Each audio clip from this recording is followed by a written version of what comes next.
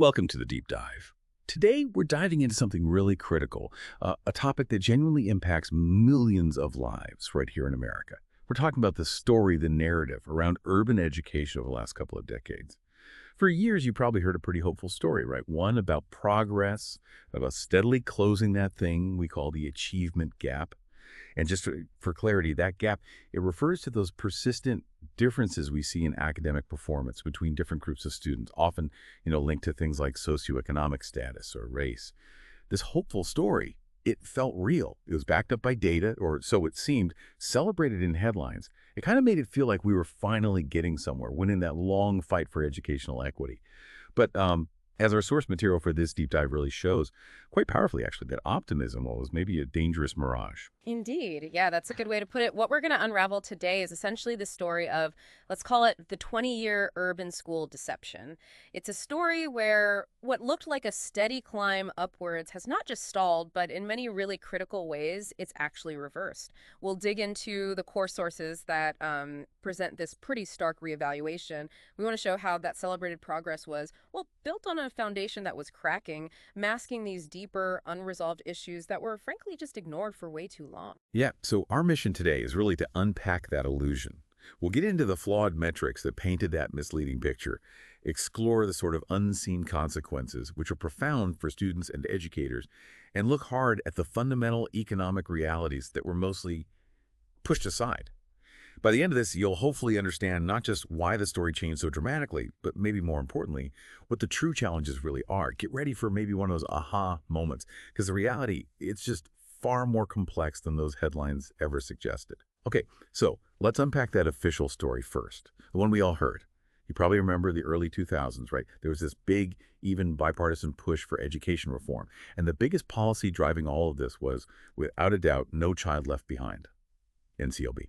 That's right. NCLB was absolutely monumental. Its goal was incredibly ambitious, very clear, achieve proficiency for all students, all of them. And there was a strong, explicit focus on low-income and minority students. The mechanism for doing this, it was through rigorous standards, mandatory testing, and pretty clear accountability for schools that didn't hit those targets. It really set in motion this powerful, data-driven approach to education across the country. And for a long time, a considerable period, the numbers absolutely seem to back this up. Yeah. To support the success story, our sources point again and again to data from NAEP, the National Assessment of Educational Progress. People call it the nation's report card. It's kind of the gold standard for measuring student achievement in the U.S. And from 2002 right up to 2022, urban districts consistently looked like they were improving faster than the national average. It was genuinely celebrated news. And what's really fascinating here is just how specific, how compelling these reported gains looked on paper. For instance, you had fourth grade reading scores, where the gap between urban and suburban students narrowed to a 20-year low. Math scores also showed these significant rises. This really fueled a powerful narrative, one often praised by the media, by policymakers, that urban education was finally truly on the right track. A lot of people genuinely believed it looked like a model we could maybe even emulate, despite, some lingering challenges here and there. It definitely created a feeling of, okay, we're getting there. Right. And here's where it gets really interesting, or maybe just starkly sobering, honestly, because that carefully constructed optimism, it starts to crumble. Our sources reveal that this progress, the stuff celebrated for so long, was in many fundamental ways just an illusion. It wasn't what it seemed at all. So the crucial question then becomes, okay, what happened? What exposed the mirage? Well, the latest NAEP scores, the ones from 2024, they brought a really severe, undeniable reality check. We saw significant drops in reading scores, both fourth and eighth graders compared to 2022, and they actually fell below the levels we saw before the pandemic. These weren't just, minor blips. We're talking about a significant reversal of long-term trends. Yeah, it definitely wasn't just a slight dip you could explain away easily. Peggy Carr, she's the commissioner of the National Center for Education Statistics. She didn't really mince words. She explicitly warned, and I quote, "The news is not good." That's a powerful thing to hear from the head of the organization that compiles this very data. It signaled something much deeper was wrong, not just a post-pandemic hiccup. Exactly. And if we connect this to the bigger picture, the data gets even more worrying. That achievement gap, the difference between high and low performing students, which had actually been kind of subtly widening since around 2014, well, it had a record high for eighth graders in 2024. And this is a really critical point.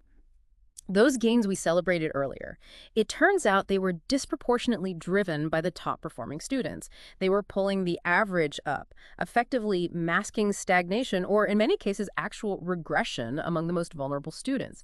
So by 2025, this patchy, uneven recovery really just underscores the whole 20-year story of progress. Well, it was, in fact, a deeply misleading mirage. The foundation just wasn't as solid as we thought. So, okay, that begs the question. How did we get it so wrong? How did we misjudge this so badly? Why were those numbers, those celebrated NAEP scores and graduation rates, why were they so fundamentally misleading for such a long time? Well, the core issue, and our sources really highlight this powerfully, was an intense, almost singular focus on standardized test scores and high school graduation rates. Those became the primary indicators of success under NCLB. And this narrow focus, it didn't just skew the narrative, it actively reshaped what schools prioritized, often, at the expense of genuine, well-rounded learning. It's a strange paradox, isn't it? Like, for example, we saw graduation rates go up significantly in urban districts. That looked great. But then a really compelling 2024 analysis looking at an urban district in Maryland, it revealed this huge, almost alarming disconnect. Many of these students getting diplomas actually lacked even basic math skills. They had the paper, but the fundamental learning wasn't necessarily there. And that really challenges the whole idea of success for minority students if it's just based on getting that graduation certificate. What's the real value if the underlying skills are missing? Right. And what's truly fascinating, and frankly deeply concerning, is how the immense pressure to meet these very narrow targets led directly to what educators started calling teaching to the test. This practice drastically narrowed what was taught. Subjects like art, music, social studies, even PE, they were often cut way back or marginalized just to prioritize math and reading the only things being tested. And these aren't just, nice to haves. Research shows they're crucial for critical thinking, creativity, emotional development. And then in the most extreme cases, we even saw outright cheating scandals, like that notorious Atlanta case back in 2015, where educators were actually caught altering student answers. This wasn't just some isolated incident. It was a really stark example of how an obsession with metrics could lead people to sacrifice real education, even ethical integrity, just for appearances and inflated numbers. Wow. So that metric-driven approach, it didn't just skew the numbers. Our sources reveal it also inflicted this lasting kind of unseen harm, with really profound consequences for both students and teachers, changing the whole culture inside urban schools. That's absolutely right. One of the big consequences was the rise of what people started calling the no excuses culture. It was particularly common in many urban schools. This approach emphasized really strict discipline, rigid rules, punitive measures, and it often disproportionately punished minority students. Our sources show a pretty stark trend here. Between 2002 and 2007, out-of-school suspension rates went up 8% for Black students, 14% for Latino students, while they actually dropped for one of students during that same period. This wasn't really about improving behavior across the board. It felt more like control, and it definitely had a clear racial disparity. And the impact that has on kids must be significant. Creating these toxic environments, it hinders not just academic learning, but maybe even healthy brain development because of chronic stress, lack of psychological safety. It's got to be hard to learn effectively when you're constantly under that kind of pressure or feel like you're being unfairly targeted. And it wasn't just the students affected, right? This intense pressure cooker environment combined with feeling like their professional judgment wasn't valued, it drove experienced teachers away from urban schools in large numbers. Precisely. Yeah, and in one example cited in our sources, there's a special school district in Tennessee where in 2025, a full fifth, 20% of its teachers are new recruits. Brand new. This kind of high turnover, it reflects policies that really devalued teaching expertise. They prioritize data points and rigid curricula over the invaluable experience and the relational impact that seasoned educators bring.